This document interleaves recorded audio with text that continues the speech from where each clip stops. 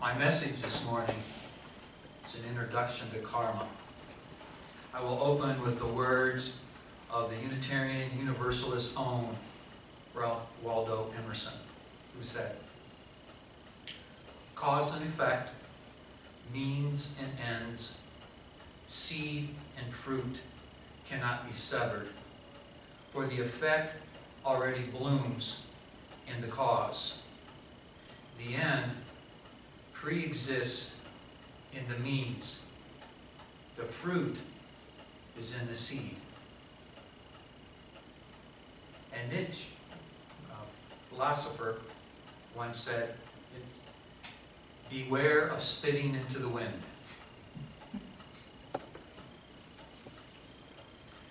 Long before Newton discovered the laws of gravity, gravity was real. Things would fall down, and people knew they would fall down, but they didn't understand why. Once the laws of gravity was discovered, they could harness for all the great technological advances. In the same way, exploring, understanding, and applying spiritual laws in your life journey can help you achieve great things. More on Newton later.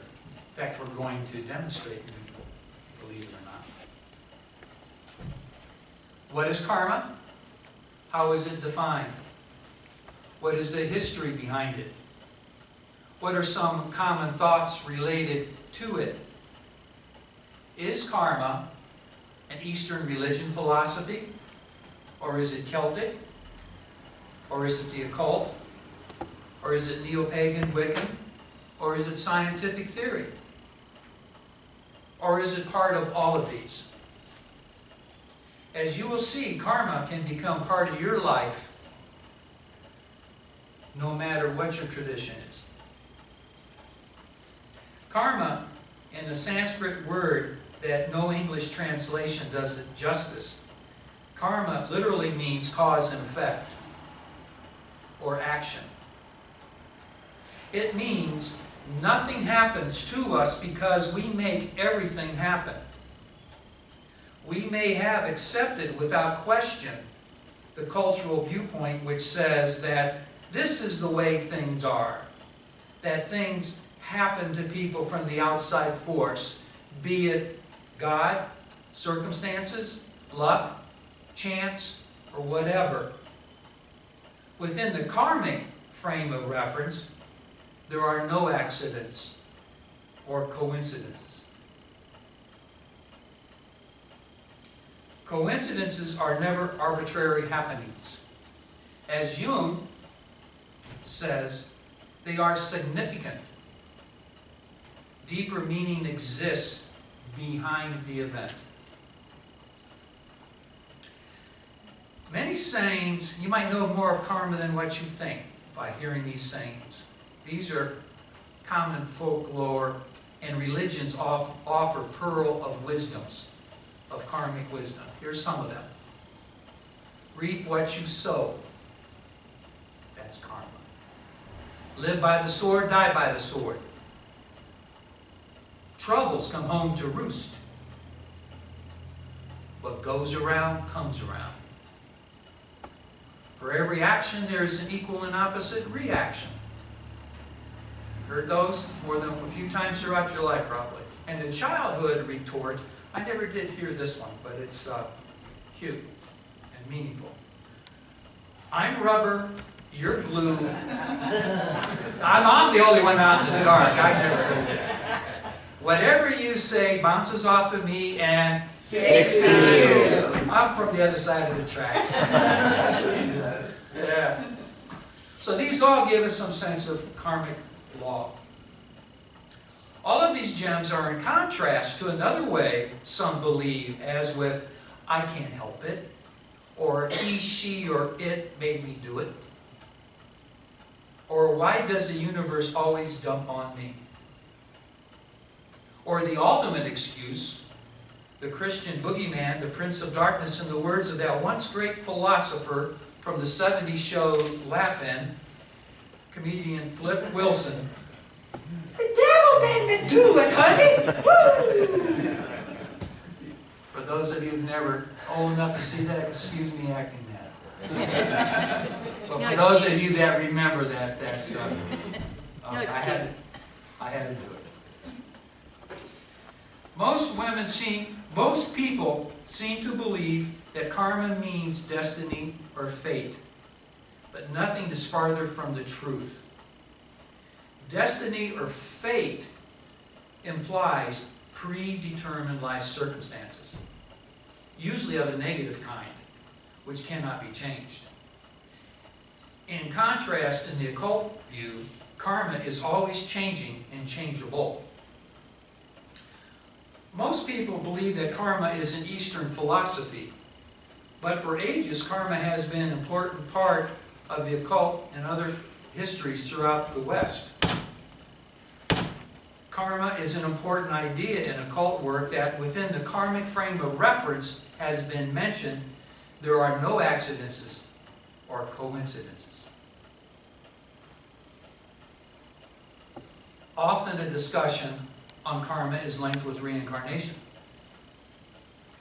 With Brahmanism, Hinduism, and Buddhism, karma is part of the concept of reincarnation, wherein everyone passes through a number of lives and in each life atones for the errors of the previous ones.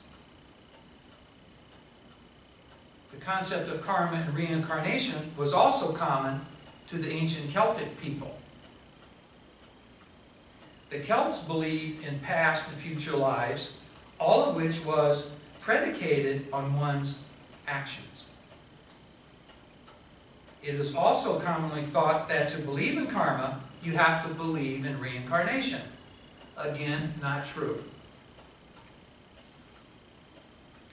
The concept of karma is practical and universal, and it does not confine itself to Zen or other Buddhism sects or other Eastern or ancient beliefs. While the concept of reincarnation logically extends from karma, one can believe in karma without believing in reincarnation. Okay?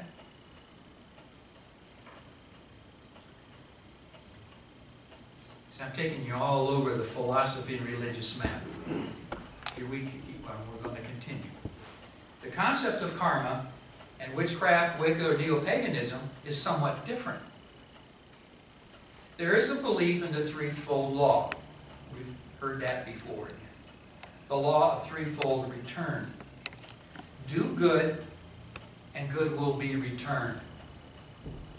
Kind of like what Audrey and I talked about. Do evil, and that too will be returned threefold. But these returns, the difference is, these returns are within the current lifetime. There is no putting off one's rewards or punishments. They come about in this life. Obviously, with this belief, there is no inducement to do evil. There is also the Wiccan Rede. And it harm none, do as thou wilt. As it harms none, do as thou wilt. Which can be traced, this I didn't know until I did my research for this. This can be traced back to ancient Egypt magical texts dated around 3000 and 1600 BC. Either way, it's pretty darn old. By consciously harming none as you live your life, you will not invoke any negative threefold return upon yourself. Both karma and the Wiccan Rede are linked. For Wiccans, this means that consequences are here and now, not in some future life, as it is for some Eastern systems of belief. Wiccans and those who subscribe to these views of karma, you don't have to be Wiccan to believe that, live in the here and now, directly experiencing the present moment. Now is the time for action. Now is the time to experience the fruits of that action. Okay, we're going to go all over the map once again. We're going to leave science and philosophy. We're going to leave religion and philosophy and go to science. Karma is just not a spiritual law, but a scientific law. Karma is a natural law. For those of us who do not see the conflict between the spiritual and scientific, this does not surprise us. Karma helps each of us gain wisdom and compassion. It looks like punishment and reward, but it really isn't. It's more like magnetism. It's just the way energy works. How about that? The golden rule, do unto others as you would have them do unto you, gets to be more of scientific truth than moral preaching. Spin on that. Albert Einstein, I have to quote a scientist here, God does not play dice with the universe. God does not play dice with the universe. Looking at karma through the lens of scientific or natural law, if you push something, it moves. Right? The entire universe is made up of movements and reactions to movements. Your body was created by the love-making movement of your parents. And then movement of the sperm burrowing into the egg. Zygotes. TMI. Sorry if I broke the news. Zygotes replicating and organs forming. The entire universe consists of spinnings upon spinnings. From galaxies to communities, to electrons circulating the nucleus of an atom. I guess we could throw the stork in there. The stork is moving.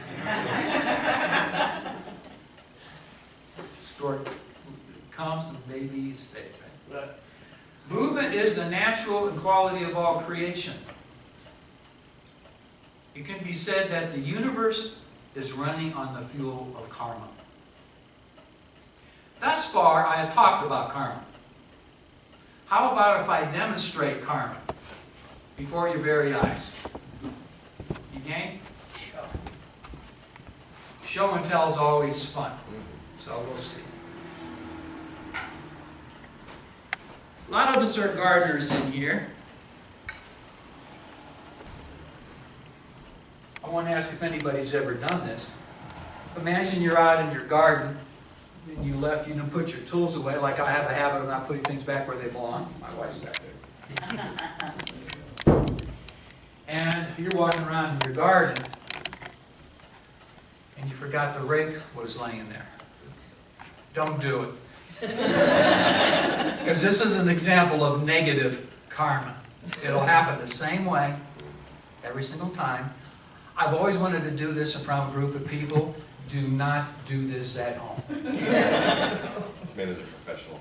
But I did practice 3 times, so that's one of the things I was doing last night, getting the rake. I was outside practicing. Am I going to really hit myself in the face?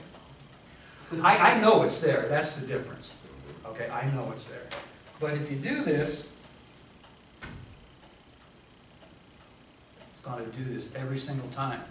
And if I didn't know it was there, and I didn't step on it so easily, because I'm always in a hurry, and if I put that kind of force down, that's going to come up and do what? Smack me right in the face one. That's negative karma. All the more reason where you put things back. Do you notice how they always make rates that high? Yeah, just there you go. That's karma. Last few use a very insightful thing. Never thought of that. And I told you Newton is coming back. I had one of these I've had for years from office to office, and I got it out of my materials because I'm not working right now, and I had it damaged. So Randy, bless her, I says, well, I'm doing this service, order a new one. So we ordered Amazon and got it Thursday. This is Newton's cradle. This is a beautiful way to demonstrate cause and effect.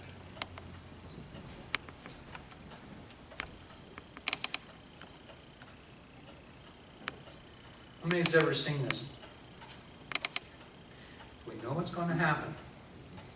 I'm going to put it cause and effect. If I pick this ball up and drop it, let's call that A.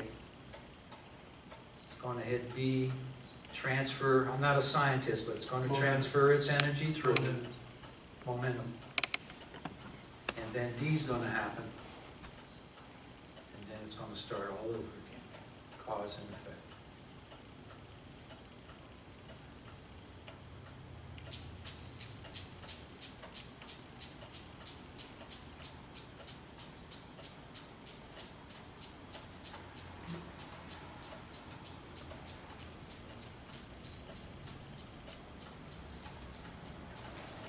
It will do this every single time, whether I want it to or not. As long as I pick this one ball up, it's going to affect the other balls the same way and return it every single time. Try two. How many are there? 5? Five. Yeah. Yeah. I see. Oh, no. We're an inquisitive bunch. Pull it higher. No, not real high. Yeah. Okay, now I'm at 3. Watch this. Because it's the same amount of momentum that needs to be transferred every time. Okay.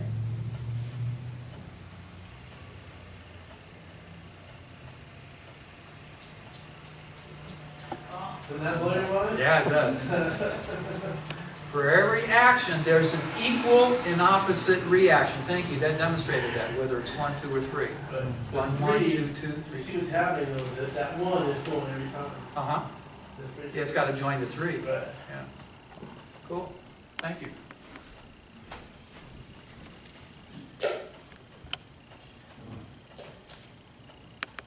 One of my favorite authors, Bo Lossoff's, in his excellent book, We're All Doing Time, which came out of a prison ministry back in the 70s, heavily based in Eastern philosophy. And he quotes, of course, Jesus a lot as well. It's like this. It's coexist.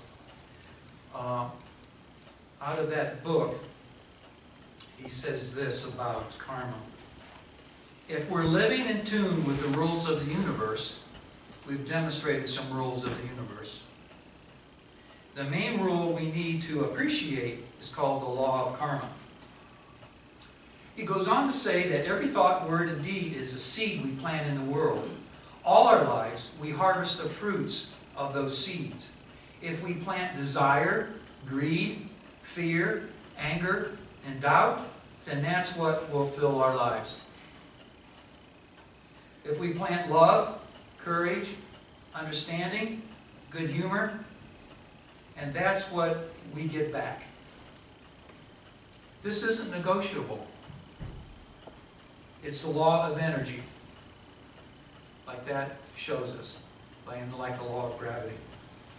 One good way to grasp the workings of karmic law is to watch how karma manifests inside and around you.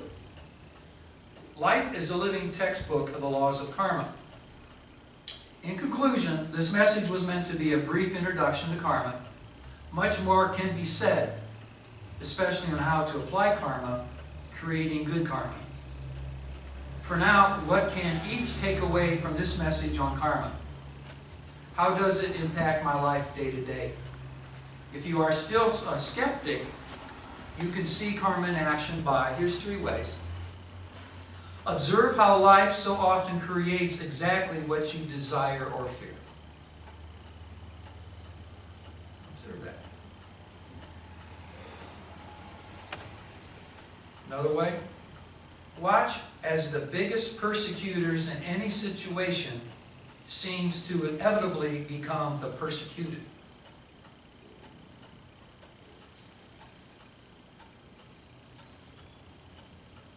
Notice, another way, notice how your good actions can lighten your heart and create an opening for more goodness to enter into your life. That's karma. Embracing the karmic philosophy means I have created everything in my life so far. I have participated in it, or chose it, or drawn it to me, or perpetuated it. Because karma is active, it furthermore means I can now change any part of my life, of my karma, by creation, participation, or choice. In other words, you have an option of setting up new causes and getting new effects in your life. So when you pick up the ball, the rest is going to happen. To borrow something from my Christian upbringing, using the phrase good news, awareness of these laws of karma and living our life consciously is indeed good news.